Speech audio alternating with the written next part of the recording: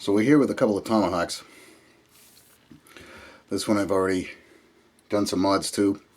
And this one I started, and I'm going to show you how we're going to strip it and get the handle squared away and whatnot. This is the Rifleman's Hawk.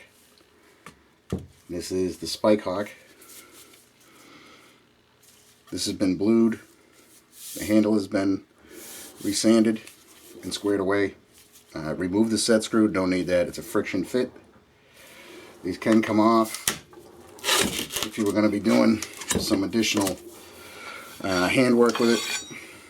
If you needed to hold it and do some carving or for cutting, up close and personal. The little screw that I have on the little eye on the bottom of these, that was just to hang it while it was drying. So let's get started on the Rifleman's Hawk, and we'll show you how we strip some paint and get this squared away. Stand by.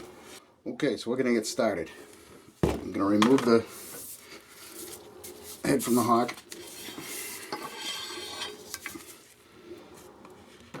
The wood has just been sanded gradually up to, I think I got the 600 on this. I didn't want it too slick. I don't want it to come out of my hand. I am going to do some form of a wrap on the handle to give it some texture. As I said in a previous video, these Tomahawks are going to be for use. They're not going to be something I'm going to hang and hang on the wall and not put to use. These are going to be used, so it's definitely something that I want to make sure that it's safety, of course, and sharp and more beneficial to me. Plus I want it to look good while I'm using it, obviously.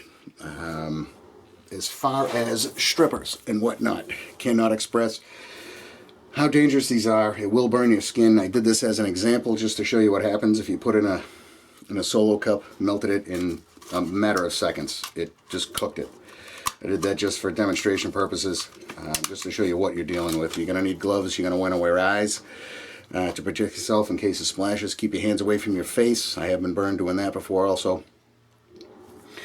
I've poured some into just an old soup can with an old chip brush.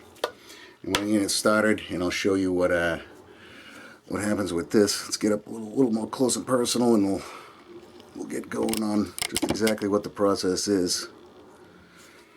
So it's just a matter of dabbing this on to your existing paint. You want to get it everywhere, inside and out. It's going to take a couple of applications. So it's pretty much just get it on there, give it a flip, and do the same thing on this side. Like I said, you're going to want to get it everywhere. Probably going to go through a couple sets of gloves. So don't worry about that. It will come through these gloves. It does bleed through a little bit, especially if you get cheap ones. But you'll feel it starting to come through. It cooked that plastic of that solo cup. It's going to go through these gloves eventually. It's just going to give you a bit of protection until you can get away from it.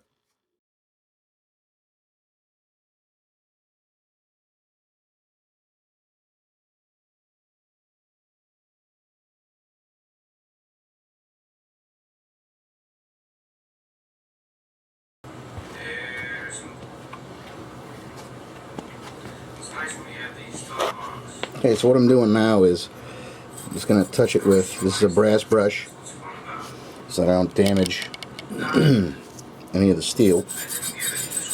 Nylon would probably be better, but I couldn't find that. So you can see how easy this comes off. I'm not putting any pressure at all on this brass brush, excuse me. I'm just barely putting anything on here as far as pressure wise. You can see that coming off.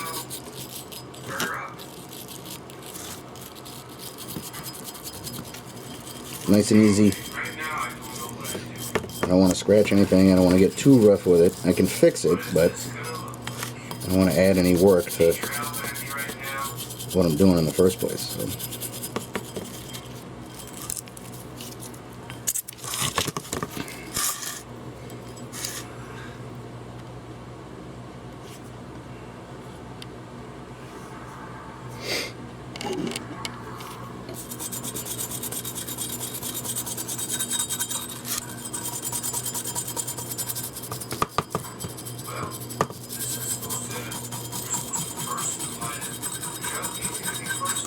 This side appears to be baked on a lot better than the other side. The other side came kind of smoking right off. So, like I said, it's going to take a couple applications.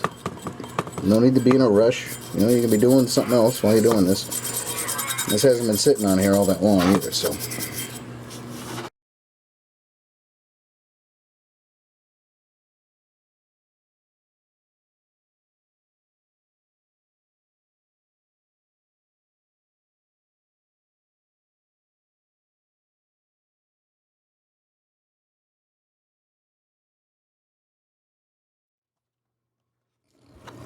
Okay, this seems to be coming off rather nicely.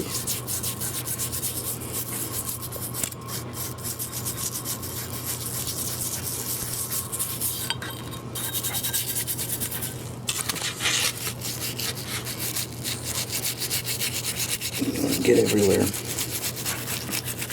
This is where the eyes are important, because this can spray up and get you in the face. That wouldn't be good.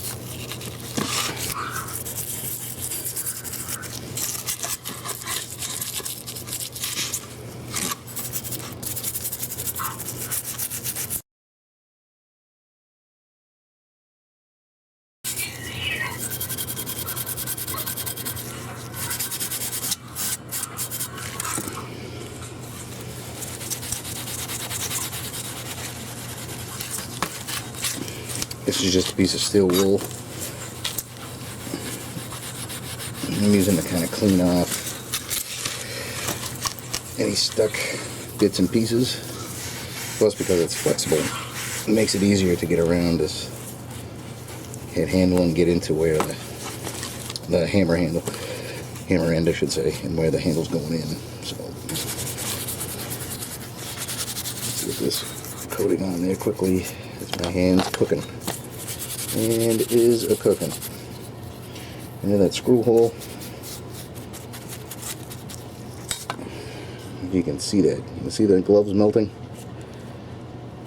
That's why you gotta use good gloves. So I gotta get my hand under the faucet quickly and get this squared away. You can see I got a breakthrough on the thumb. Here, you gotta be careful with this stuff.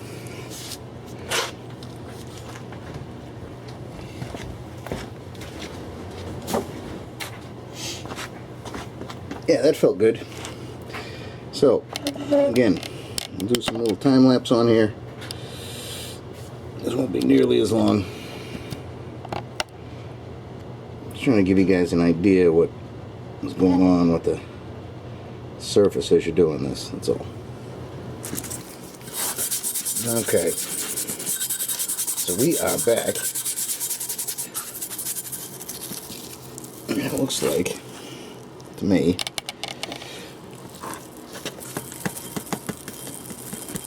everything is squared away nicely.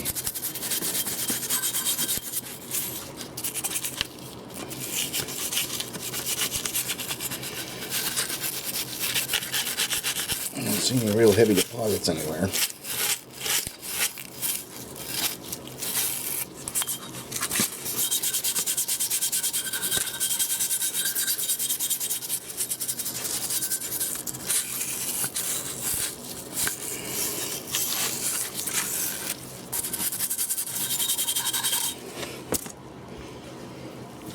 That's steel wool. This is 4-aught steel wool, by the way. I think I mentioned that before.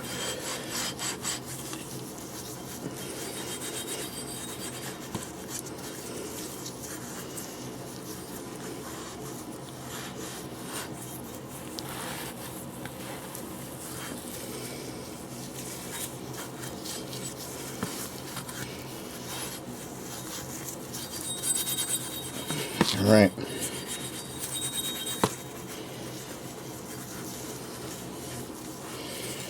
I'm going to give this a good bath in the water.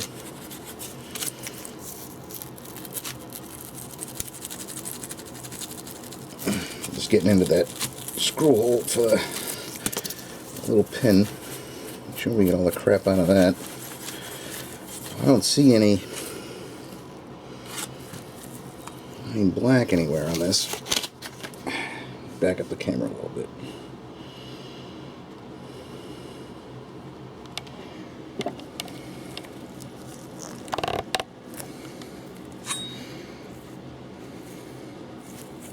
This will all wash off. Don't have a little specks you see or anything. Inside is all good. It's all clean in there. I just checked. Alright, I'm going to rinse this off in water. And we'll take a look at what we got. Okay, we are back with Tomahawk Mod. What I'm going to do is, this is just denatured alcohol, cotton ball. This is to degrease the hawk. It could be fingerprints, it could be pretty much anything.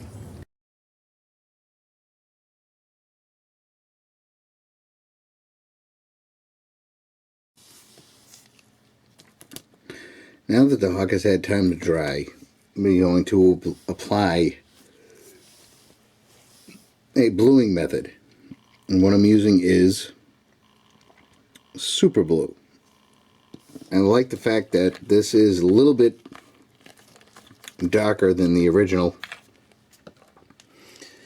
And it is just a cotton ball into the mix.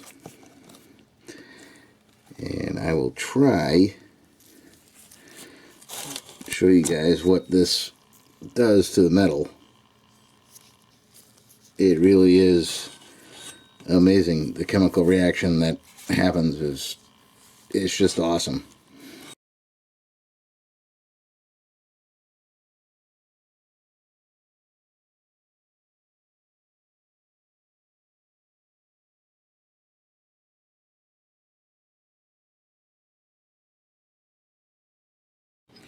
Okay, so that's our blue. You can see it's a lot darker. It doesn't have that black paint on it anymore. It's really going to protect the metal. And the good thing about it is you can always do it again. So that's the mod. I am thinking of doing some file work on the top here. I really like the way it came out. So we'll definitely do a follow-up video on different things I may do to the handle and some stuff I might do to the metal here too. I might do some notches or some polishing here and there. Definitely want to put an edge on it, though it's not bad, and I have used it a few times. It's holding an edge pretty good. But that's what I got. Thanks for watching.